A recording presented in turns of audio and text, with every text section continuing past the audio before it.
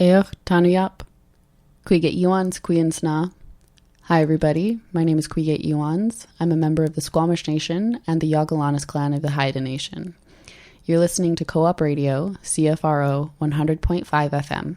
We live, work, play, and broadcast from the traditional, ancestral, and unceded territories of the Musqueam, Squamish, and Tsleil-Waututh Nations. You are listening to CFRO Community Radio Station. The upcoming show, Conscious Living Radio, is a program that explores frontiers of consciousness, spirituality, personal growth, emerging paradigms in psychology, health, science, and innovative philosophies that reflect commitment to the advancement of individual, social, and global transformation. Hello and welcome to Conscious Living here on 100.5 FM CFRO in Vancouver. My name is Marc Caron, and today I'm really excited to introduce our guest today. I had the opportunity to read her recent book, and I have to say, for me, it was fantastic. Her name is Selina Maitreya. She is a lecturer, author, and spiritual teacher. She's the creator of the Clarion Call, an online conference of spiritual teachers, and she is a founding member of the Manhattan Holistic Chamber of Commerce and a past board member of the Boston Theosophical Society. She lives in Arlington, Massachusetts, and right now she's really sharing a radical process for self-transformation. And Selina explores how to recognize and transform the difficulties and challenges that one would experience into opportunities to find deeper peace.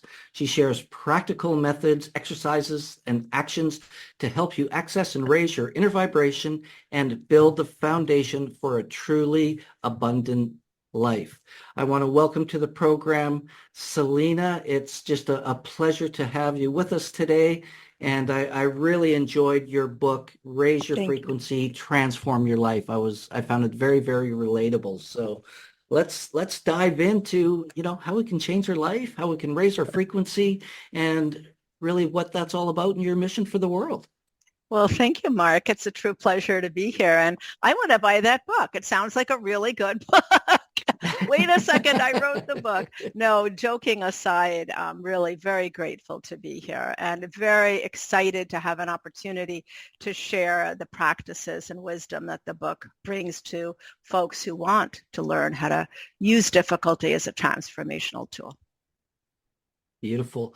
Well, your story, I found it quite interesting and relatable because we have very many common interests and experiences, especially when you talk about oneness and you talk about conditioning and the practical tools that are in here. I found, from where I'm at in my life today, as I was reading it, there was things that I was like, oh, okay. It kind of brought me back to my practice.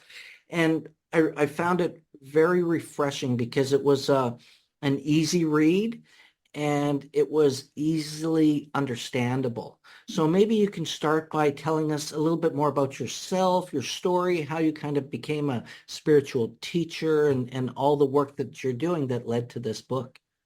Well, first of all, I'm so excited to hear that you found the book a very easy read and that it spoke to you as to where you are in your life right now. That's golden, and that makes me so happy. So thank you for sharing that. My name, Selina Maitreya, was given to me when I was 16 years old. And this symbol that I wear was also given to me then because it's the symbol for oneness. And oneness is the energy of love that is within us all. We're all different manifestations. We have lots of different aspects of who we are, from our physical body to our brain, to our emotional body, our low frequency energy fields. But it's that energy of love that we all share. That's the oneness, and that's what this symbol stands for. So, Mark, when I was 16 years old, I came from a really lovely family, but my lovely family turned into a train wreck at a certain point that never seemed to come out of that. And it was during that time that my family shifted so dramatically that I was introduced to a whole other paradigm of life called spiritual work. And I was 14 years old. When I was 16 years old, I was introduced to my teacher who taught me the initial wisdom of the spiritual world from the Kabbalistic tradition. And I went on with my life and retained a very connection to source. Through my 20s, it was sex, drugs, and rock and roll with my first husband, which was a lot of fun. But I kind of put spirituality on the shelf a little bit. And then when I chose to become sober at 33, went into therapy. I had a lot to work out. I was a very unformed person. And I really wanted to connect to spirituality in a different way. So in my 30s, I was introduced, my late 30s, early 40s, I was introduced through the work I was doing as a consultant to photographers around the world. I was introduced to a new spiritual teacher. And I've been working with her for 26 years now. And through that work, I learned how to embody my spiritual values and use them in my daily life. The third time meeting with this teacher, the Reverend Janice Hope Gorman, Spirit started to channel through me.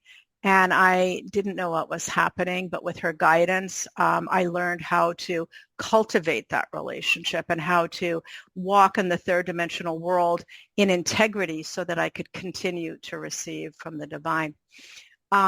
Became a mom. I had 2 kids. I got divorced. I was the not sole provider, but the major provider for my kids for 15 years while they were growing up.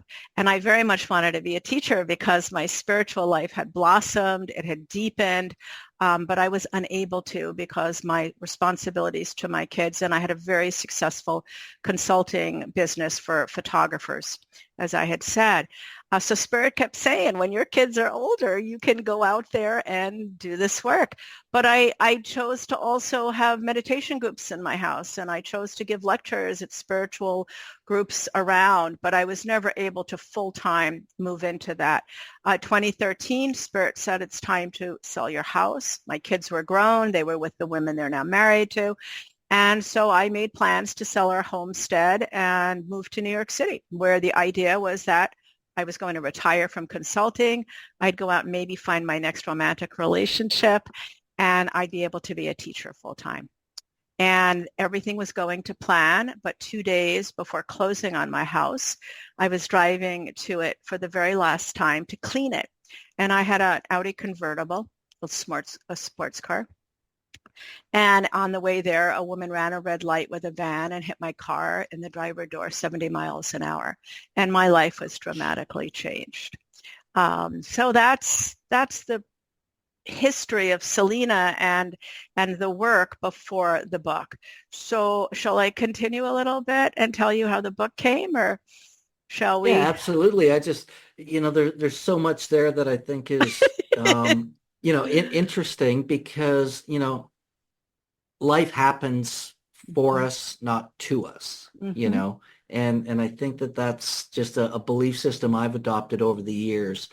And when you talk about your car accident and Spirit talking and, you talk about family, I think it's, for especially people in the spiritual world and, people who are on that path, they always say, you think you're all awakened and stuff, go spend some time with your family.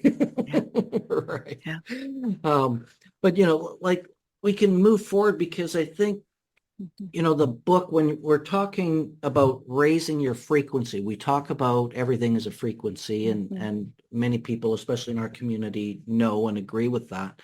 So how did your spiritual work then transform into this book? Because I know in reading the book and knowing a bit about your story there, it took quite some time for you to recover from that accident. Well, what's so fascinating to me, and I think to anybody who's on a spiritual path, is that when the woman hit my car, I was immediately knocked out on impact and the car lit up. My experience was I was dying, that the car was filled with light, and I thought I was dying. So I thanked the gods for a wonderful life. I've had a spectacular life, very difficult, very joyous, amazing things, like really crazy, wonderful life. But I didn't die. I came back into my body, but Spirit was very clear that this wasn't an accident. This was an event that they created. And they told me they'd be taking me out of my life, that I'd leave the car without a broken bone or a bruise, and I didn't need that distraction, but that they were going to take me out of my life and restructure my energy systems so that I could be the teacher I had been asking to be for years. And my job was to surrender, that they had everything taken care of. It wouldn't be easy, but they had everything taken care of. And because of all the work I had done up to that point, I surrendered. And that's a whole other interview, a whole other podcast interview. But what happened is I moved to New York City, and for the first 5 years, I was in very rough shape. Taking a shower was a big event. When you have a brain injury, you're completely shut down. You're completely exhausted. Light, sound are overwhelming. And all of what I learned is all of the things that we now do, even getting up from a chair and going into the kitchen to get a glass of water, really requires several steps. And when you have a brain injury, you're not sure what to do and how that works. So there was a day where I actually found myself standing in my kitchen with a frying pan and an egg, knowing that they do something together, but I didn't know what. And I couldn't hold a conversation for more than 15 or 20 minutes without great effort. And that went on for quite some time.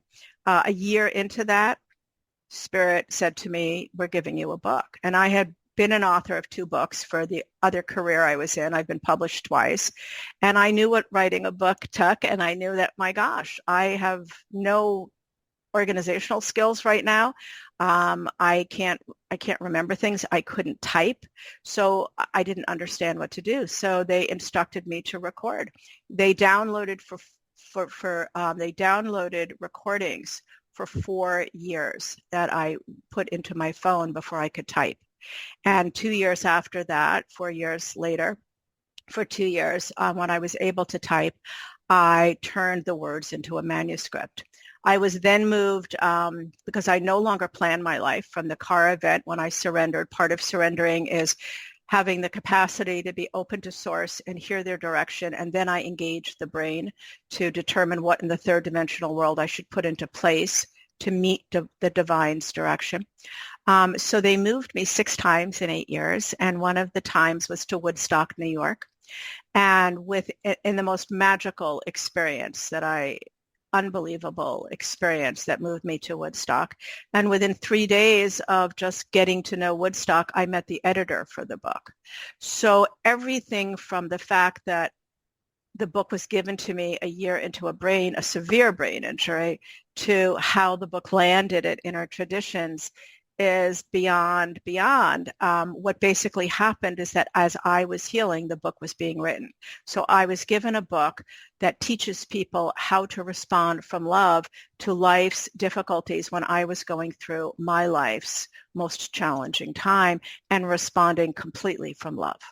And I still get goosebumps thinking of that. It's just an amazing gift for not only me, but now for other people who can utilize the material in the book and help them out. Beautiful. And, based on that, I wore my theme shirt today. I love that. New normal. And because I think, there's an innate part of being human that is about getting to source of love. And, you mentioned it in your book, and you kind of started with that I found very relatable, was the conditioning. As you're talking about, the 3D world versus, the spiritual side of things, and thinking about order and sequence and doing everything right because that's how we're told we need to be doing things, versus allowing ourselves to go with the flow, what I would kind of consider nature. If we look at nature, the bears and the eagles and the fish, they're living their life. They're not all of a sudden scheduling dinner for 5 o'clock or going through a drive-through, or, they're not scheduling things in that same way that we would be in, our world that we live in that sense. And I think the surrender part for me, really, I can really relate to. And through my practice and journey, that was kind of one of the questions our spiritual teacher says, are you ready to give everything up? And if you're not, as in your case, Spirit did something happened that puts you in a place to kind of let go of everything to rebuild and learn that it's okay to go with the flow. And wasn't it the perfect time in my life, because I had just raised my boys for 15 years as a single parent. I left the home and the house that was bought with financing when my mom passed on. And so there's my mom passing on and us buying the house and buying this house that raises these boys. And I wanted a family so bad, and I loved my home, and I loved my boys, and I loved the work. And selling the house was the perfect thing to do at the perfect time. And it happened well, and I'm moving to New York to start this new life. So there I land in New York, knowing a few people, but not a lot. And I don't have the home I lived in. I don't have, everything was new. That's the whole point. Everything was new. So it was a very gentle way if I had to, the experience wasn't gentle, but it was a gentle way if I had to go through that. And I love the fact that Spirit knew I had had enough work behind me. I've never read the Bible through. I would never say I had, because I haven't, but I do remember certain truths. And the truth that I think is so appropriate here, and I'll change the language a little bit, is that oneness never gives us anything that we're not ready for. And I clearly, the divine knew that I had really done the work of I'll say the lower university work of making my life my practice, of embodying spiritual beliefs in my daily life. And now I was being given the graduate work to move forward and see what that looked like when everything is taken away from you. Because everything was taken away from me. All my plans were gone. And so I was that bear in the woods, if you will, where there were no more plans because nothing could be facilitated. I had no way of working. I had no understanding of when I'd be better. Neurologists give you a year, and where you are after a year, that's it. And I was in very rough shape. I hadn't improved at all in a year. It took 5 years to improve. And so I had no idea if I'd ever make money again, what I was going to do. So in the third dimensional world, everything was completely chaotic. And my saving grace was my relationship with the divine. And that was the stability that I had. Beautiful. And I think it's so important to understand that, when we talk about our relationship with the divine, God, whatever we want to refer to her as, I think it's, important to realize that healing and, the body and our consciousness. I remember there's a Buddhist teacher, he had said, it's not these medicines that heal, whether, because we were talking psychedelics at the time, we're not talking about all these things that are actually healing. It's our consciousness. When we expand our consciousness and we open it up to the divine and universal consciousness, that's when healing happens and can happen spontaneously, because we have that ability within our, spiritual selves. And I think that, as we start, I want to dive into some of your book and some of the principles, because it's that conditioning. Mm-hmm. You talk so much about conditioning and the way that we get entrenched in our beliefs, mm-hmm. and, how to break those patterns and bring in new ones. And you've got some great tools in your book that I found very beautifully easy to use. So maybe you can talk a little bit about how, from the conditioning to the spiritual practice to all of these things, and that self-realization that needs to happen to become aware of what's going on for us. Well, that's a lot. So let's dig in. So first of all, when we talk about conditioning, I want to share a little bit of an understanding of who we think we are and my experience of who we actually are, so that we can understand how the conditioning affects us. So we always refer to ourselves as me or I, a one-dimensional being, and we're not. As I was sharing a little bit earlier, we're a physical body, physical brain, emotional body, personality, history in the body. We have all these moving parts. When we're born, and Source has said to me, you might find this interesting, Mark, Source had said to me a long time ago that the reason the soul comes into a body is because in oneness, which I've had an experience with in being in the field when I was knocked out, and afterwards for 5 years, just by closing my eyes, I was back into oneness. in oneness, there's no physicality, obviously. There's no form. Nothing can change because nothing is. There is nothing, and nothing is everything there. So the soul comes into the physicality to tweak, to perfect, to create a shift of some sort.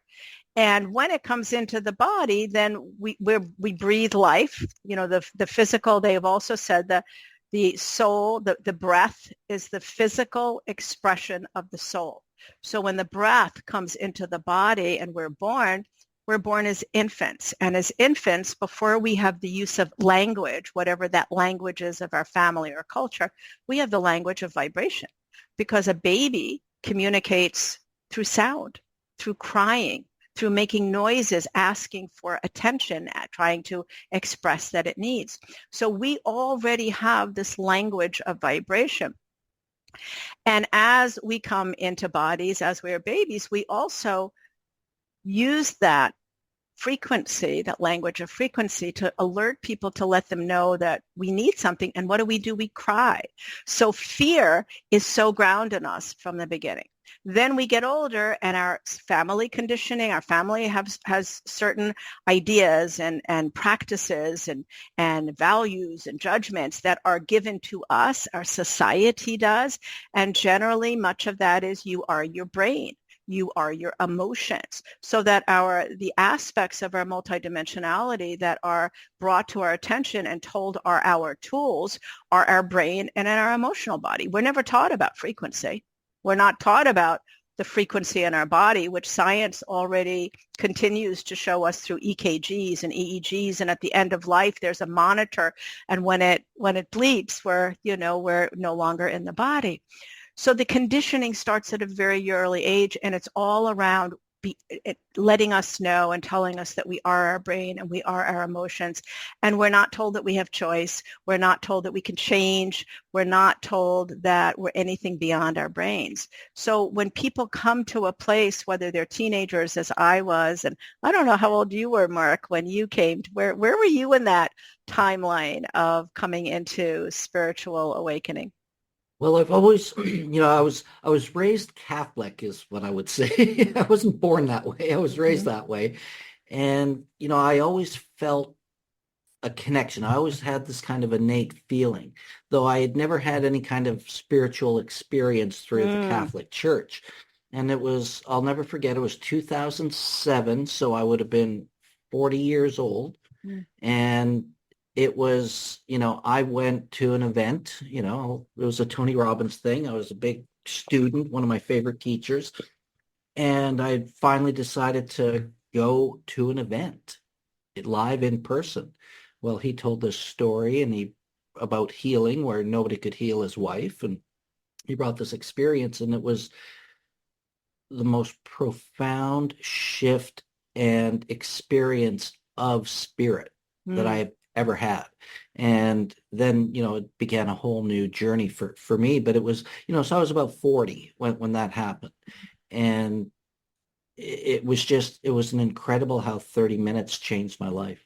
Yeah. And it's what you did with it afterwards as well. So whether you're 14, 16 as I was, or 40 when you were, or anywhere in between, when we come to the awareness that there's more, that there's not just what we've been told, you do this, you can't really do much about your brain. And then, of course, there's the whole piece of the New Age movement that espouses change your thinking, change your life. And that becomes really unbelievable for people. Oh my God, I can think differently. If I think differently, I can change my life. What I've learned about that, which is helpful, is that it's the vibration that changes our life, not necessarily our vibration leads to thinking, because science has told us, and this is kind of interesting, I love this, that the brain does not create anew. The brain recognizes that which it knows and creates structure around it. What the brain recognizes is frequency, because that's what the brain is filled with. So if we're trying to change our thoughts, we're changing the product of the brain. if we're trying to change our frequency, which is what the book is about and teaches us how to do, we're starting with changing what informs the brain, which is so much easier than changing the after effect. So for me, when I learned from Source that I could change my frequency, and the frequency that I changed informed the brain, and when I changed my frequency, the brain started to create open thoughts. It started to create expansive thoughts, versus when I was in fear, and that frequency informed the brain, and my thoughts and my actions were closed. So it's just exciting to be able to discover that it's changing our frequency changes our life, and changing our thoughts changes our life too, but it's just a lot tougher. So it's this whole idea of being able to have the conditioned body, the conditioned life completely shift and be blown wide open when we're starting to understand what our frequencies are, how they work, how we can connect to them, and how we can become aware as we walk through our life, so we know what frequency we're in, so we can actually change it. Yeah, and I think that's beautifully said. And to, it comes back to, even our language, our language, our words. So thoughts are things, and those have their own, I believe, have their own frequency attached to them. Absolutely. And then when we voice our thoughts, and, it's one thing, words are one thing, because communication, most of it's physical, 65% plus is physical communication, then tonality and tempo and all those things. And the words, and when you mix all of that up, the frequency, like you say, that comes with that really changes everything. And you used a word there about awareness. And it's one of those quotes I love is, we can't change what we don't acknowledge, and it's becoming self-aware so that we can recognize when, like you say, we're in fear. Because as you say in the book, you can't, be in a high frequency when you're in a low frequency. Right. The third dimensional world doesn't allow that. How does love and fear work at the same time? Right. It doesn't. Right. And so we're either in love or fear. And I want to go back to that piece of awareness, because the book is written in a chronological order. Spirit, I didn't sit there and think about this. Once again, it's a channeled book, and I spoke it into my phone as it was given to me. And then years later, once I was able to type, it was written. But the organization of how they gave the material is in the book is how it was given to me. And the very first piece is awareness, because as you say, we need to know what state we're in order to know if we're in a state that serves our highest good and the highest good for all. And if we're not, then we need to shift that. So we call being aware as we move through our life, witnessing as we be. And there are practices given in the book that teach us how to do that, how to actually move into witnessing as we be, because it is not a practice. We are still all, even people who are long on a path, because this work that I've been teaching when people come, and many times this work attracts people already on a path who want to take their work more deeply. That's what embodying spiritual practices is deeper work. Even people on a path are still so vulnerable, I'll use that word, to the conditioning with all the work they do, because they're more focused very often on meditation or prayer or yoga as a practice outside of their daily life. So what we do with this work is we use our daily life. So walking and learning how to walk and witness as we be is a practice in and of itself. And that's where we start. And the book offers us techniques to do that. Yeah. And I think, when we take a look at, the Western and the more current world, we get so busy being busy that we don't take the time to just witness the flowers, the animals, whatever it may be, to just take it in and be present in that way, because we're so busy thinking about what's next, what to do, what happened in the past, what we're anticipating for the future. So we're very rarely, and I know I've been there more than I care to admit, because we're not taking that time to just be. We're human beings, not human doings at the end of the day. And there comes a point where I think, as you say in that book, to the recognizing with awareness and the conditioning. And you also said something that I thought was really important is, our ability to choose. Mm-hmm. Do we choose our emotions? Do we choose, our response, or are we reacting? Are we making a conscious choice? Mm-hmm. Because there's a lot of people out there who believe their emotions happen to them. Yeah. And it's from somebody outside of them. You made me feel, Mm-hmm. Where, I don't know if I can say it, but it's one of the tools in your book, the one of the questions, isn't it curious? Well, it's a very, you've just shared once again such a big chunk of wonderful wisdom. No one does anything to us.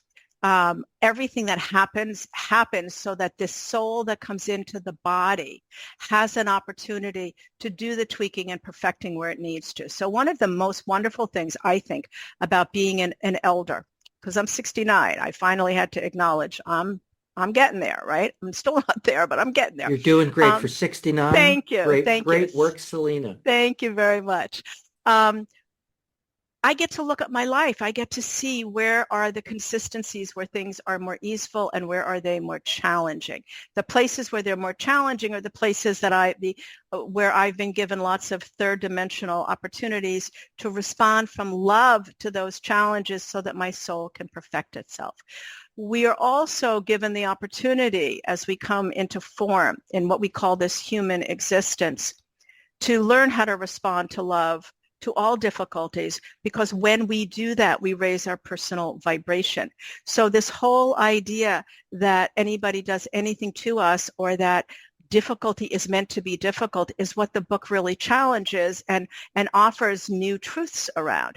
Because if we shift our perception of difficulty, not in our thinking mind, but through the actions we take in life, we are shifting our perception. We are also shifting our vibration.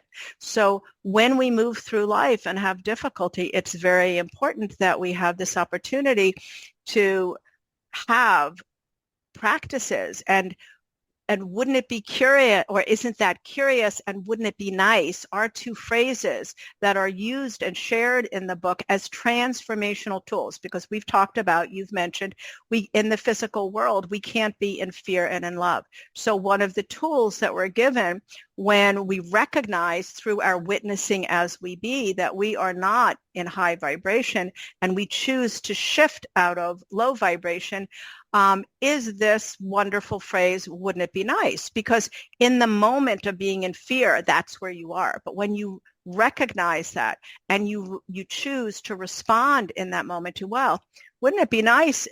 Let's give an example. You're in traffic and you're feeling really good. You're comfortable. You're heading somewhere that you're about to enjoy and you're just feeling great. And in the next moment, someone comes along and cuts you off. You immediately go to fear because there's no room and you have to hit the brake and, oh my God, what happened? In that moment, most people give the other person the finger because it's the quickest way to express your fear, or they curse in the car and nobody can hear it but you. And Spirit tells us that the moment you are in is your next moment of creation. So in that moment of fear in the car, if you have read the book, if you have awareness that you can shift your state, you have choice, which is freedom, and you bring in this phrase of, oh, wouldn't it have been nice if that person had given me more time? Oh gosh, wouldn't it have been nice? Even if you've given them the finger, wouldn't it have been nice if I had the wherewithal to give somebody space and not go to fear and give them the finger? In that very moment of saying those words, because words carry frequency, you shift from low frequency to high. You immediately are shifted because those words shift you there. And so, yes, choice is freedom. And so what we learn in this book is we learn the different ways that we can move just like that from low frequency into high. And at each time we do that, and this is so important for everyone to know, each time we make that choice in our daily life to witness and to choose to shift and to witness and to choose to shift, we are increasing our personal vibration. We are bringing the energy of love into the physical world. because when that soul came in, when that energy of light came into our physicality, we were given free will. And free will is very clearly, this is a universal law. This is one of the highest, holiest laws. The free will can be described very simply as choosing to invoke love at any moment of our life, choosing that high frequency energy or not. That's free will. And so each time we invoke that free will, we increase the vibrational core within us. The more we increase the core, the more opportunity we have to create a foundation for abundance, the more opportunity we have to hold whatever we are wishing to create. So choice isn't just in the moment to make us feel better. Changing our consciousness isn't just about wanting to be a better person or to live our spirituality. It's all about, and the purpose of the book is a roadmap that teaches us how to go from a conditioned response of having our brain and our emotions guide the way to building a relationship with the intuitive body, the energy of love, the soul level. Each time we call on that soul level as a response to difficulty in the third dimensional world, what we're doing is we're bringing in the highest frequency of who we are as our guidance system, our personal GPS. And the more and more we do that, the stronger it becomes, and the more the ego is diminished in terms of having the fear. Because we're conditioned to have fear be our guidance system, and it's actualized through our thoughts and through our emotions. So the whole purpose here is over time, we are guided by our intuitive body. I am no longer and have no longer been guided by fear for the last 14 years. And my life is an expression of that. I've come out of a brain injury. I went from being financially affluent to claiming bankruptcy, and now on the verge of rebuilding my financial life and my personal life. I've gone from not being able to fry an egg to having a book out on the national market and being on a book tour and your show and in and out of Barnes & Noble all over the country. And that was done within 11 years because I responded from love to everything. And that now is my guidance system. So it's a very big process, but it's actualized beautifully through this book that you say is accessible and through practices that we get to utilize. But that's the major purpose of what we're aiming for. We want to we want to live love. Yeah, absolutely. We want it to be our new normal. I love it. But you had a word there that I love, and that's respond. Mm-hmm. Right? And that's that conscious choice to respond versus react. And something I learned many years ago where, one of my teachers said, when you're conscious, you respond. When you're unconscious, you react. And, which comes into conditioning. And it's something you kind of alluded to earlier, where the brain makes these connections where it's reference points. So it reacts. So this happened, do this. This happened, do this. So it's kind of like going back to see, when was the last time that happened? Oh, that happened 5 minutes ago. What did I do? I reacted. Oh, that happened 3 years ago. What did I do? I reacted. Or, there's this conditioned reaction that happens that is not about choice. Because what I've learned, and I'm sure you'll agree, is, first off, what we focus on expands. So if we focus on what's right, we get more of what's right. Right? And what we put our attention on grows. Absolutely. Exactly. And you know what, Mark? It's not just responding. It's where we're responding from. So the conditioned response is absolutely react from fear. And fear is an energy. And when that energy is enacted, right, is engaged, the brain creates structure, and the structure are thoughts or emotions. So then the brain is creating from that conditioned response of fear. When we learn how to respond from love, the highest frequency, then the brain is energized by a different vibration. And then it creates different thoughts and different emotions. So it's not only react and respond, which is very important and true, and I thank you for that, but it's also where are we responding from? If you're still responding from fear, you're going to still create fear. But if you notice it, this is where the awareness is. You're right, we're not aware people until we choose to be. Each time we take on this work, of being aware and choosing to shift our frequency, as I said, our energy field increases, it becomes more and more and more our process. So we're creatures of habit. And so the more we do this, the more consistently we do this, the more progress we make. You know, as you said, if I want to increase my bicep, I have to pick up those weights on the floor. If I just look at them, nothing happens. But if I use the weights, my muscle grows. And over time, my muscle grows enough for me to see it, but that muscle is still growing regardless of whether I see it. So when people take on this practice, the muscle of consciousness, which I believe is a muscle in my world, is growing. Each time we respond from love, that muscle grows. And suddenly, and I have had many students report this, the people, after they do this work for 6 months, for a year, for 2 years, suddenly the people that used to bother them, the situations that used to bother them do not.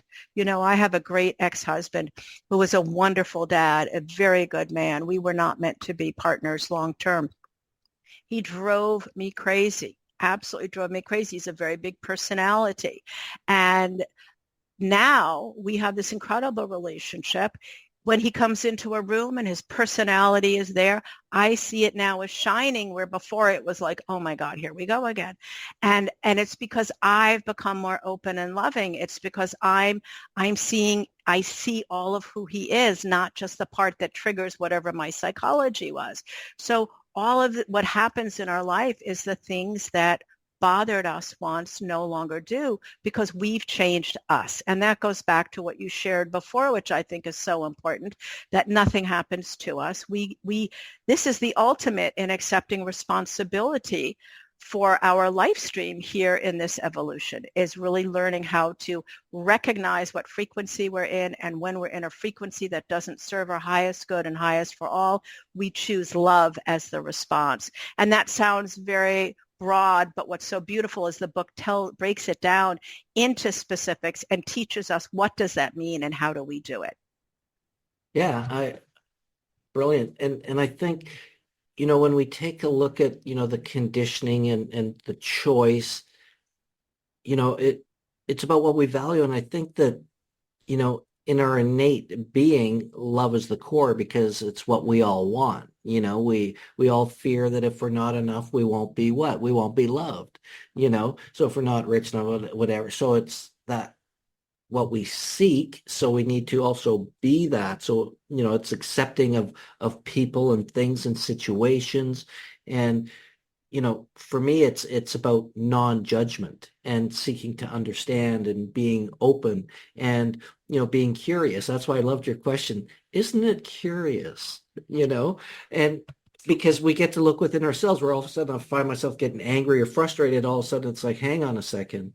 And I reflect back within me, because I know that that's me, that this is happening within. It's not necessarily outside. People can, if I wasn't in that situation with that person and it was someone else, I wouldn't have that same response or reaction or whatever that is.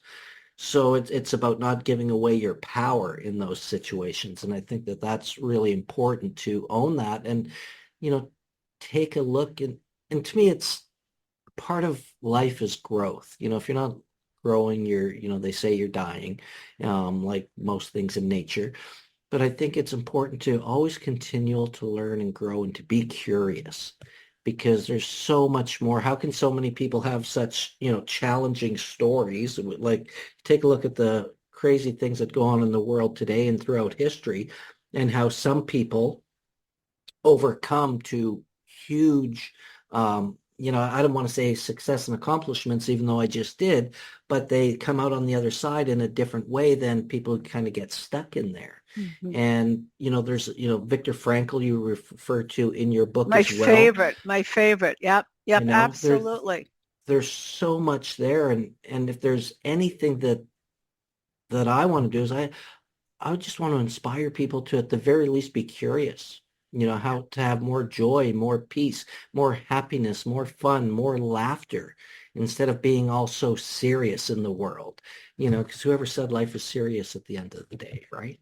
Well, you know, certainly. And I love what you said about owning your power. For me, love is my power, and I want to own that. You spoke of how important it is to that all of us want to be loved, and that's what we seek.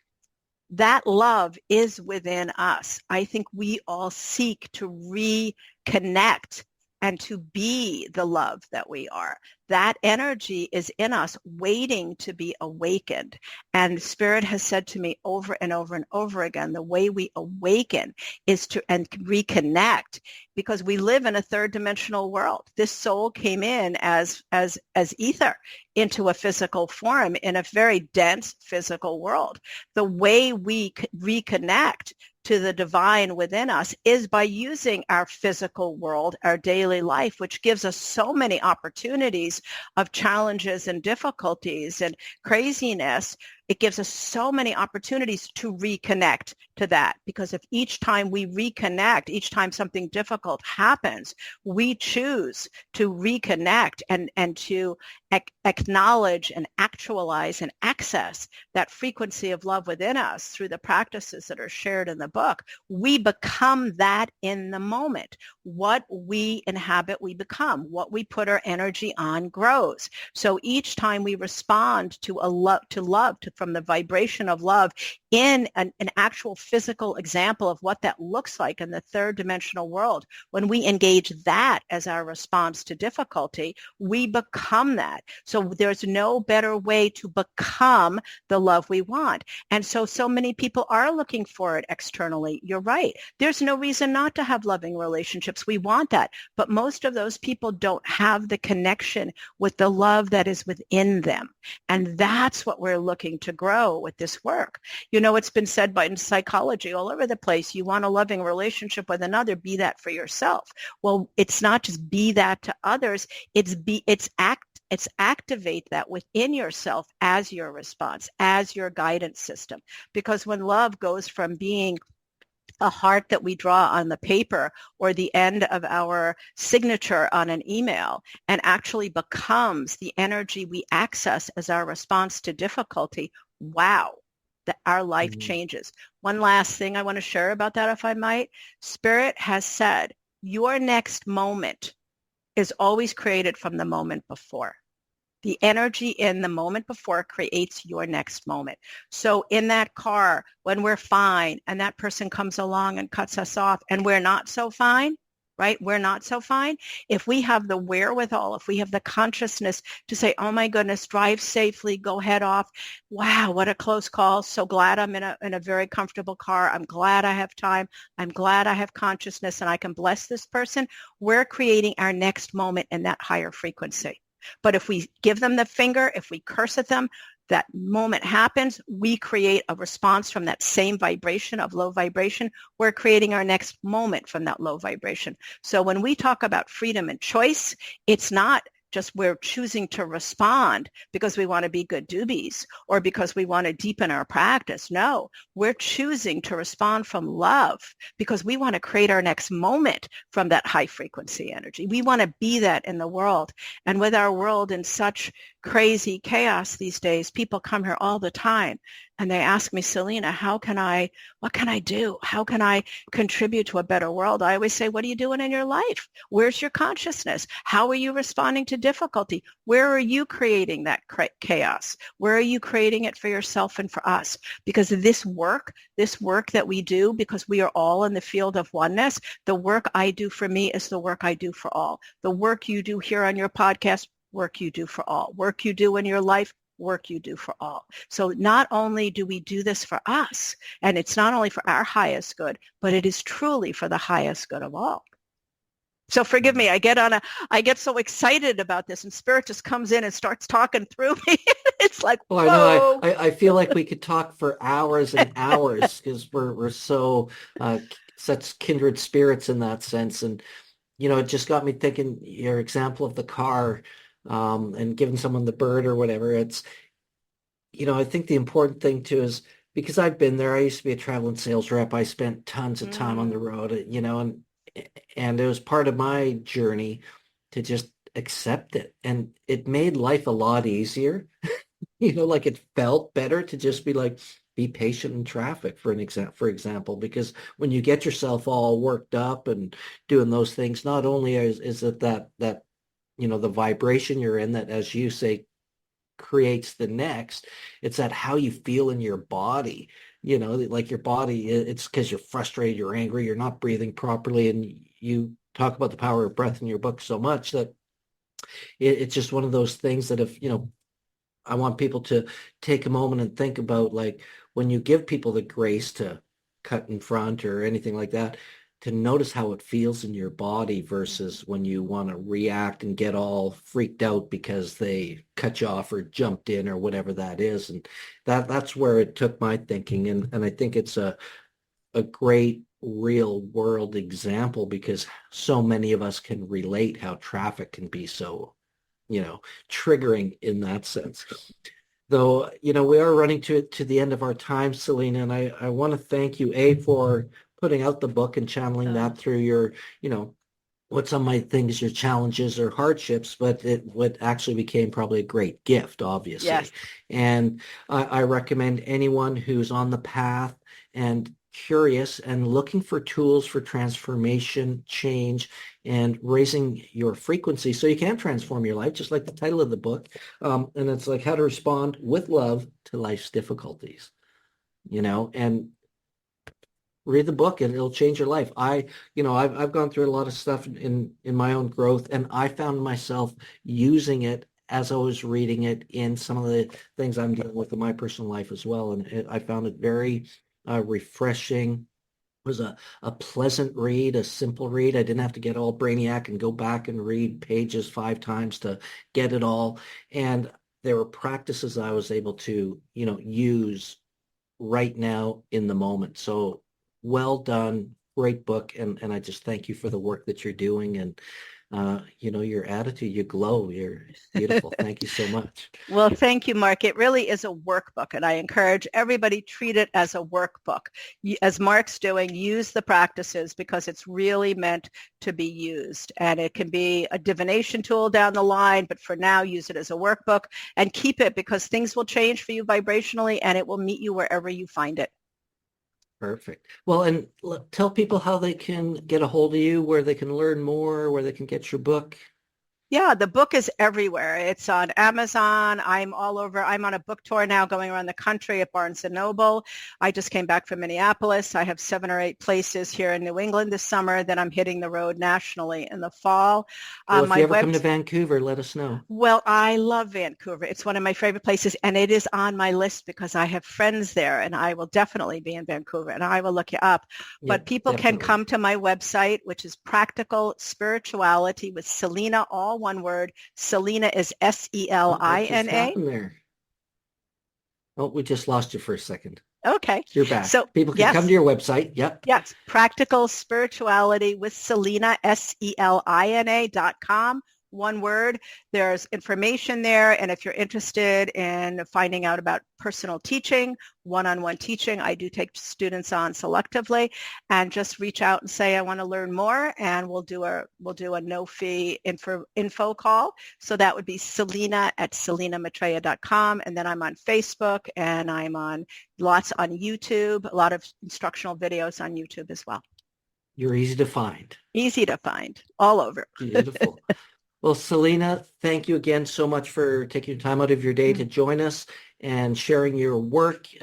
You're obviously passionate about it, and it's just something that I really resonate with. So I was very much looking forward to our conversation today. So thank you for that. Absolutely. And I just want to thank you.